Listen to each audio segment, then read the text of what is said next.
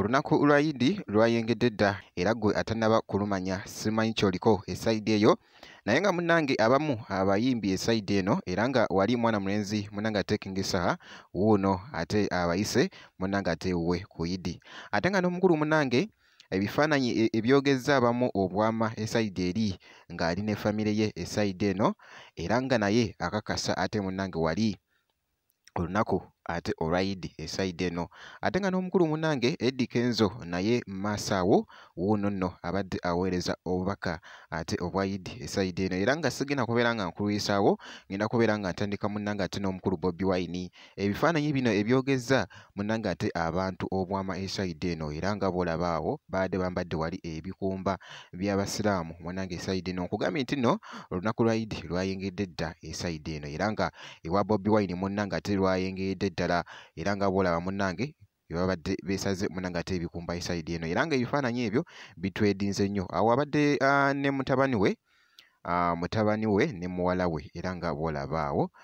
abadde ne Shalom ne Shadraka era nga bw'olengera munnange awo mu kifaananyi ekyo era ku sayidi y'emu wali ate ne yeekubisaako ne Rose Lubongoya kw'ossa ate ne Nobianiri era nga bw'olengera munnange mu bifaananyi ebyo ebibadde bikutte akati kati kankuggyeyoko ate nkutegeezeko ku sayidi y'emu King Saha naye wuuno eno munnange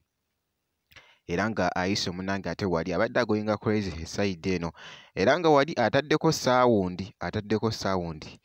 saawundi ebadde etambula ate wali ku mukutu munnange ate ogwa TikTok ng'ali kubayita ate ku lunaku ate olwa Idi esayidi eno webale kusaba naye Saumu naye tubitambuliza kwanza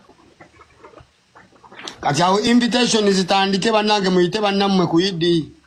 nze nakawuka abantu mbayise naye abantu yonna gye muli oba obeera bugoloobi itabe bugoloobi oba obeera wayita abeegi bwakityo nno munnange era bwe kitambudde era nga bw'olabye munnange King Saha ate naye nga ali mukakasa munnange ate olunaku lwa Idi esayidi eyo ate nga ku sayidi y'emu munnange ate n'omuyimbi naye Eddie Kenzo naye munnange ate avuddeyo esayidi eno era ataddeyoko wali obubaka era nga bw'olengera munnange ekifaananyi ekyo nga ali baagaliza munnange ate Idi ate ennungi esayidi eyo mwana mulenzi munnange ate Eddie Kenzo era nga ekifaananyi ekyo nakyo obubaka obwo abutadde wali munnange ate ku mukutu ate ogwa Instagram